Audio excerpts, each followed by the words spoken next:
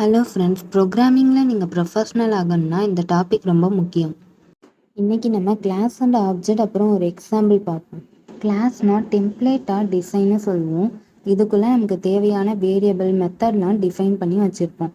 Once நம்ம object create பண்ணும்போது தான் அந்த கிளாஸுக்கு தேவையான மெமரி அலோகேட் ஆகும்.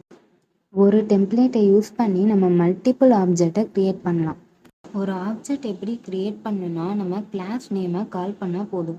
இங்கே பார்த்தீங்கன்னா car1 car2ங்கிறது தான் ஆப்ஜெக்ட். இப்போ நம்ம இந்த ஆப்ஜெக்டை வச்சு கிளாஸில் இருக்கிற எல்லா இதையும் யூஸ் பண்ணிக்கலாம். இங்கே கிளாஸுக்குள்ளே நமக்கு 2 மெத்தட் இருக்குது. இனிட் ஸ்டார்ட்னு. இனிட்டுங்கிறத கன்ஸ்ட்ரக்டானு சொல்லுவோம்.